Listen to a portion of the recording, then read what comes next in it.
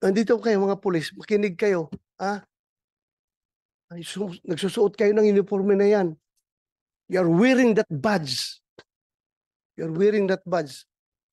You stand for what is written on that badge. Ipaglaban ninyo yan. Huwag kayong magpaitoy-itoy sa mga politiko. You know what I mean? Huwag kayong magpatuta-tuta sa mga politiko, Yung DIDM, yung sitwasyon ni Colonel Grijaldo, nagreklamo yung asawa. We are always talking about welfare ng mga tao natin. Nakakulong na yung asawa niya, pinutulan pa daw ninyo na sweldo. Sino bang taga DP? Upo ka dito. DP. Ano bang polisiya ninyo tungkol dyan? Bakit pinutulan ng sweldo si Grijaldo? Gamitin mo yung microphone. Sir, si Colonel Grijaldo, sir. Ano ka sa DP? Division Chief, sir. Ng? Policies, Plans, and Program Division. So you represent DP and the Chief PNP as far as the Grijaldo case is concerned? Am I right? Sige, sagutin mo lang yung mga tanong ko. Sige, anong sasabi mo? Colonel Grijaldo, sir, is considered allowpay, sir. Allowpay. Automatic leave of absence without pay, sir. Why? Na-contempt siya, sir, so hindi siya makapagtrabaho. And I don't know, sir, kung may order na rin siya, sir, as allowpay. Hindi ba nyo titingnan na double whammy yan on the part of Grijaldo? Sobrang injustice na yan sa kanya. He's suffering from injustice sa pagkakulong niya ngayon for telling the truth. Dapat ang PNP, you should be proud of him for standing for what is right and for standing for the truth. Dapat consider yung bayani yung si Colonel Grijaldo dahil hindi siya nagpapatinag eh. Sinasabi niya katotohanan. Kahit na i-contempt niyo ako ilang beses dito, kahit na ikulong niyo ako ng ilang beses, basta yan ang katotohanan, panindigan ko yan. Dapat, he deserves your applause. Kayong PNP, tinayo niya yung bandera ng institusyon ng PNP na kami ay ganito. Hindi kami natatakot kahit sino mga congressman kayo dyan na mag-intimidate sa akin. Basta katotohanan lang ako. Bakit ginanon ninyo yung tao ninyo? Isn't it very double injustice on his part? Na wala na makain yung pamilya niya dahil pinutulan niyo ng sweldo? Hindi naman niya, he did not violate any law. To tell you frankly. Ay i-interpret na ninyo yung batas to the detriment of your people? Ganun ba yun? You should implement you should interpret your policies to the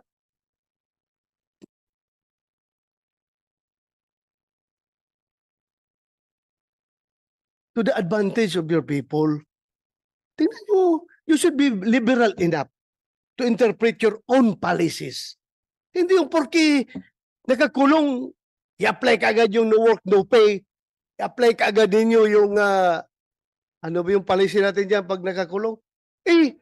Sabi nyo, yung incarcerated na tao or one is automatic, putol ang kanyang sweldo. Kawawa naman yung tao.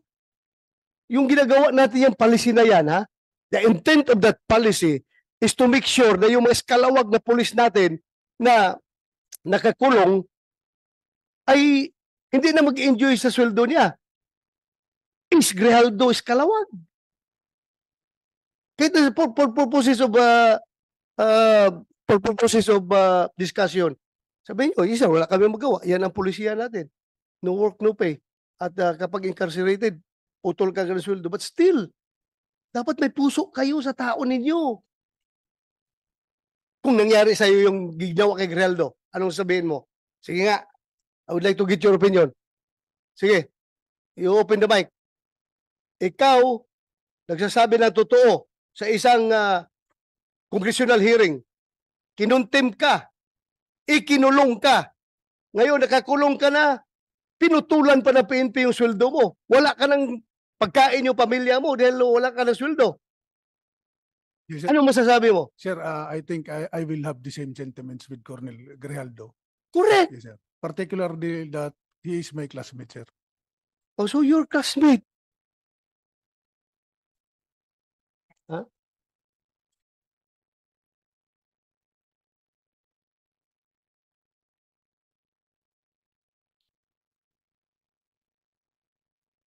Alam mo, kayo dapat dapat manindigan kayo para sa tao ninyo. Not even the House of Representatives, not even the Senate could force you to do injustice to your people. That is double injustice. Ang ginagawa niyo. Tumayo kayo. Ano lang sabihin ng mga patrolman ninyo ngayon doon sa baba? Ganito na lang among PNP, walang bayag. Kinakawawa na nga kami. Kinakawawa pa kami ng sariling ahensya namin.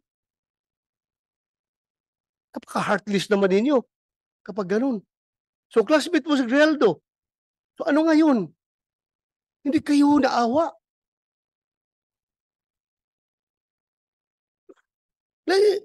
Then, I would like to acknowledge the presence of Senator JB Ejercito. Thank you, Your Honor, for joining. Alam mo,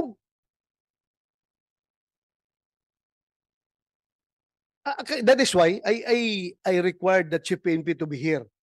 I would like him to explain his side properly.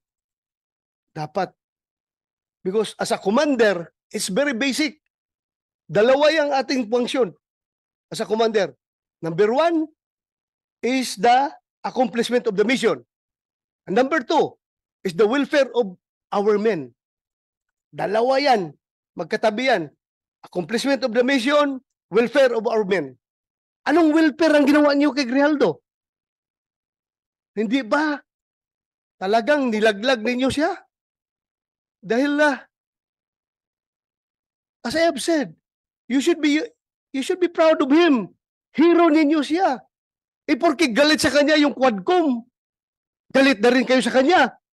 Tama ba yun na behavior ng isang institusyon na dapat tinitingnan ang kabutihan ng kanya mga membro? I don't see any reason behind bakit ganun kayo mag-treat ng tao ninyo.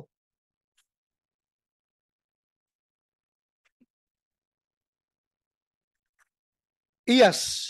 Can we get your opinion? Your Honor, with respect to the actions of the House of Representatives, unfortunately, that's beyond the jurisdiction, Your Honor, of the Internal Affairs. We don't have an active. That meron kayong control doon sa Quadcom. Wala kayong control, but you have control to your own policies sa pag-apply niyo sa tao niyo, sa polisiyan ninyo. Yes, Your Honor. To that end, Your Honor, we have not, so far as Internal Affairs Service is concerned, we have not instituted or recommended as of yet, Your Honor, any disciplinary action on arising from the proceedings in the House of Representatives, Your Honor. Please tingnan ninyo mabuti yan. It's time for you to show to the world that the Philippine National Police is indeed an institution that takes care of its own people. Huwag naman ninyong ganyanin yung tao ninyo. Ikinungulong na nga.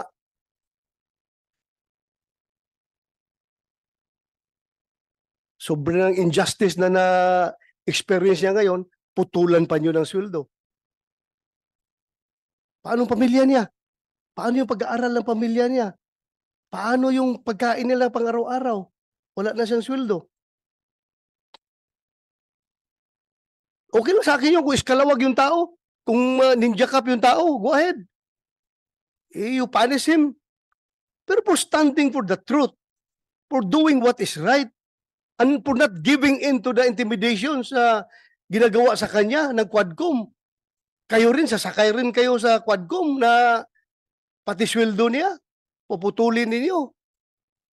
You should be liberal enough to interpret your own policy to your people. Kayo ba sa armed forces, ganun din kayo? Kapag ang tao ninyo ay nakulong, na-contempt, puputulan rin yun na sweldo?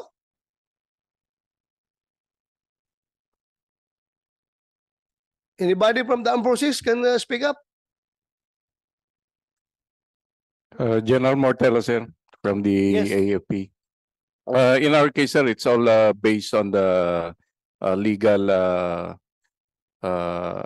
requirements of to discipline our people. So it's all within the bounds of policies within the organization. We have yung tinatawag namin, sir, na the right of the commander to institute punishment. So meron sa the AW 105, sir. So any commander, even down to the smallest unit, can impose punishments based on the to institute discipline within the organization. So hindi basta-basta. Meaning, the commander still has the discretion. Yes, sir. Yeah. Discretion, yan ang pinaka-magic word yan. Discretion mo yan, being the commander, nakita mo yung sitwasyon ng tao mo. May discretion ka. Di ba? Yes, sir. Alam natin, paglaban natin mga tao natin. May mga tao tayo na hinaharas ng mga politiko doon sa baba. May mga tao tayo na kung ano-ano na pinagpapail na kaso. Ito, kaso talaga sa korte, ha? Harassment cases dahil nga, ako mismo, may mga kaso ako noon na harassment cases from politicians because hindi ako nag-give in sa kanilang kagustuhan, sa kanilang pansariling kagustuhan. Hindi ako nag-give in. Kinasuhan ako. Pero, at least ang PNP namin noon ay hindi ako pinutulan ng sweldo. May kaso nga ako eh. Pero hindi ako pinutulan ng sweldo. Dahil nakita naman ng PNP leadership na itong tao na ito nagtatrabaho lang. Nasagasaan ang politiko. Ngayon, nagalit ang politiko, rumisbak, kinasuhan. So bakit ko puputulan ng sweldo itong tao na nagtatrabaho? Sa taong matino. You have the discretion being the commander. And your discretion, using your discretion, you should consider always accomplishment of the mission and welfare of your men. Yung pagpuputol yun ng sweldo kay Grijaldo, what mission have you accomplished? Meron kayo mission na na-accomplish doon? Wala. Wala. Yun lang po. Nandito kayo mga pulis, makinig kayo. Nagsusuot kayo ng uniforme na yan. You're wearing that badge. You're wearing that badge. You stand for what is written on that badge. Ipaglaban ninyo yan. Huwag kayong magpaitoy-itoy sa mga politiko. You know what I mean? Huwag kayong magpatuta-tuta sa mga politiko, Yung mga politiko na yan, hindi yan nagtitraining. Kayo, nagtraining kayo, yung sweat, blood, and tears ay nagsipaglabasan sa inyong katawan dahil sa training na yan. At gaganunin lang kayo.